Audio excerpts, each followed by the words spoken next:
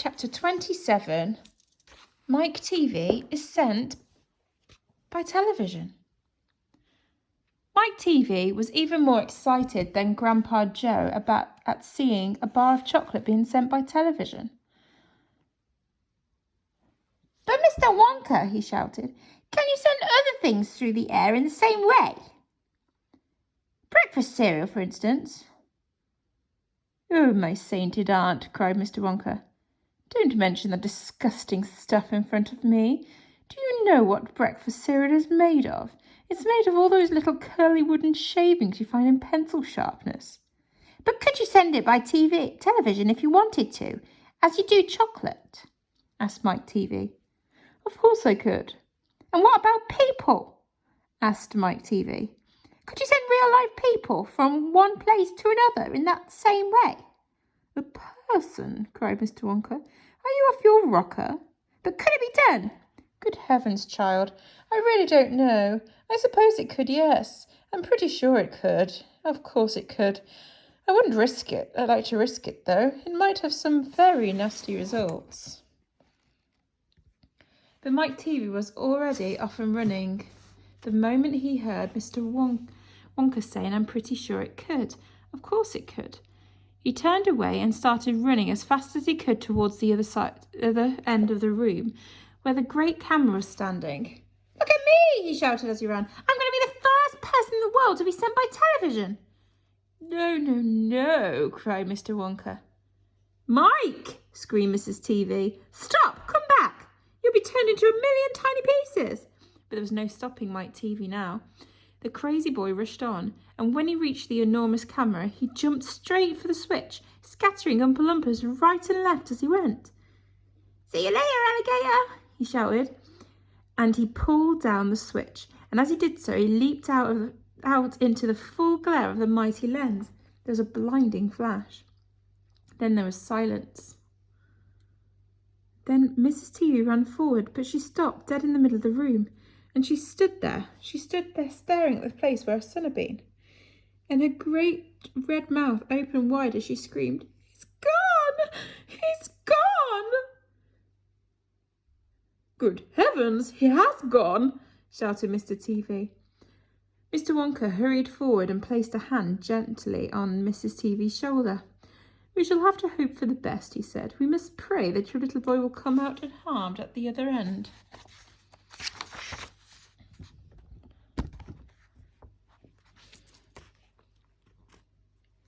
"Mike!" screamed Mrs. TV, clasping her head in her hands. "Where are you?" "I'll tell you where he is," said Mr. TV. "He's whizzing around above our heads in a million tiny pieces." "Don't talk about it," wailed Mrs. TV. "We must watch the television set," said Mr. Wonka. "He may come through any moment." Mr. and Mrs. TV and Grandpa Joe and little Charlie and Mr. Wonka all gathered round the television and stared tensely at the screen. The screen was quite blank.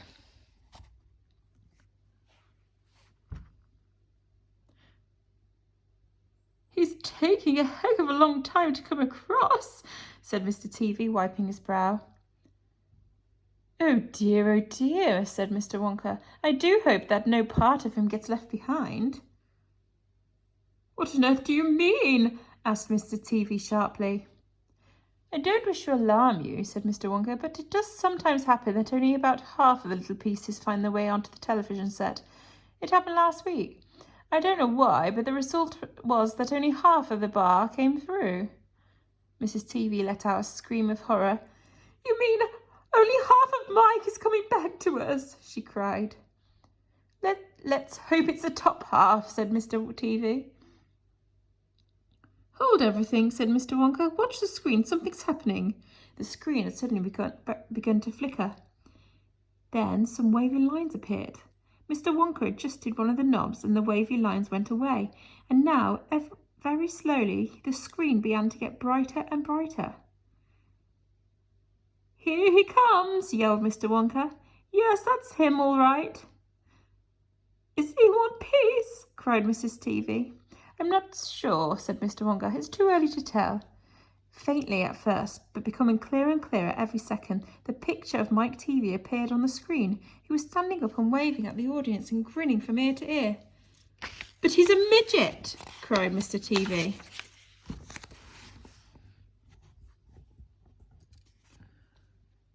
"Mike!" cried Mrs. TV. "Are you all right? Is there any bits of you missing?" "Isn't he going to get any bigger?" shouted Mr. TV.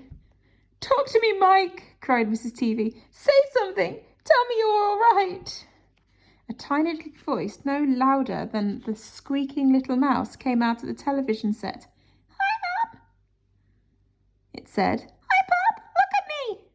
I'm the first person ever to be sent by television!" "Grab him," ordered Mr. Wonka, quick. Mrs. TV shot out her hand and picked up the tiny figure of Mike TV out of the screen. "Hooray!" cried Mr. Wonka. "He's all in one piece. He's completely unharmed." "You call that unharmed?" snapped Mrs. TV, peering at the little speck of a boy who was now running to and fro across the palm of her hand, waving his pistols in the air. He was certainly not more than an inch tall. "He's shrunk," said Mr. TV. "Of course he's shrunk," said Mr. Wonka. "What did you expect?" "This is terrible," wailed Mrs. TV. "What are we going to do?" And Mr. TV said, "We can't send him back to school like this. He'll get trodden on. He'll get squashed." "He won't be able to do anything," cried Mrs. TV. "Oh, yes, I will," squeaked the tiny voice of Mike TV. "I'm still going to be able to watch television." "Never again," shouted Mr. TV. "I'm throwing the television set right out the window the moment we get home. I've had enough of television." When he heard this, Mike TV flew into a terrible tantrum. He started jumping up and down on the palm of his mother's hand, screaming and yelling and trying to bite her fingers. "I want to watch television," he squeaked. "I want to watch television. I want to watch television. I want to watch television."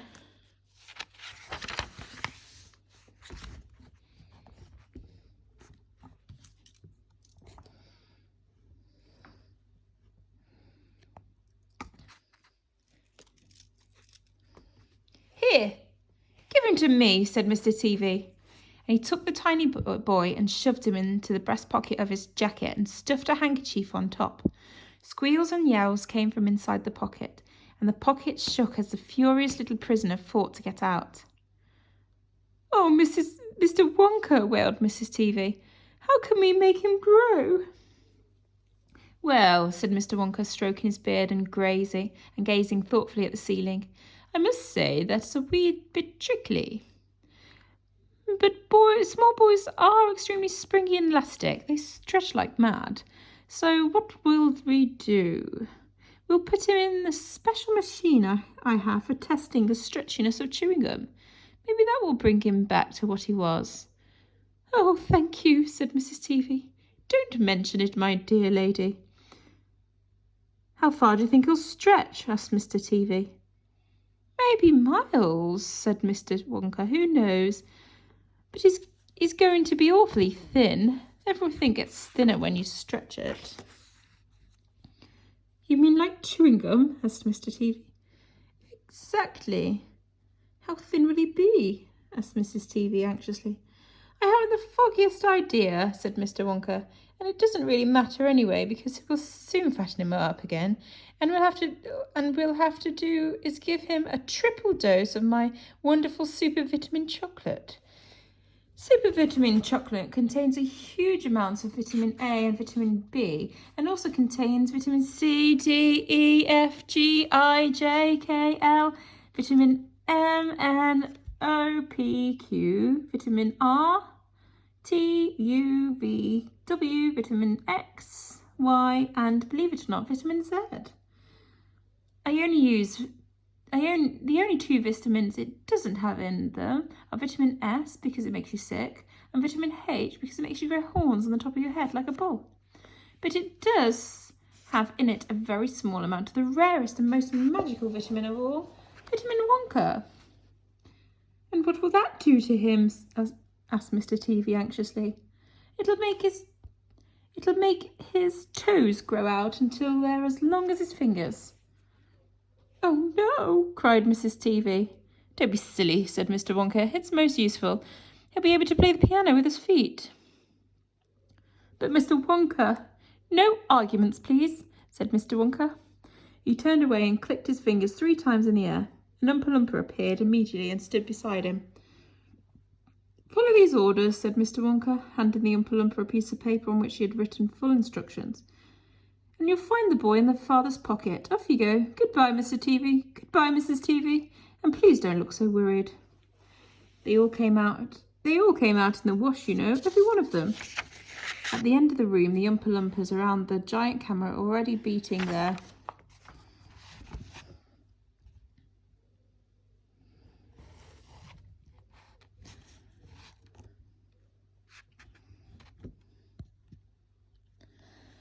tiny drums and beginning to jog up and down to the rhythm.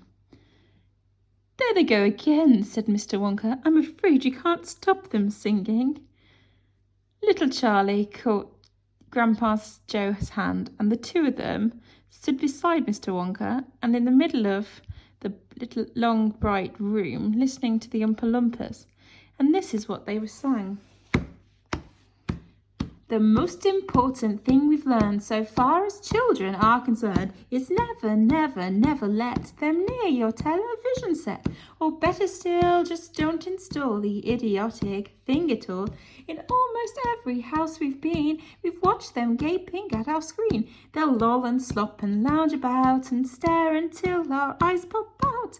Last week in someone's place we saw a dozen eyeballs on the floor. They sit and stare and sit until they're hypnotized by it, until they're absolutely drunk with all that shocking, ghastly junk. Oh yes, we know it keeps them still. They don't climb out the windowsill. They never fight and kick or punch. They leave you free to cook the lunch and wash the dishes in the sink. But did you ever stop and think to wonder just exactly what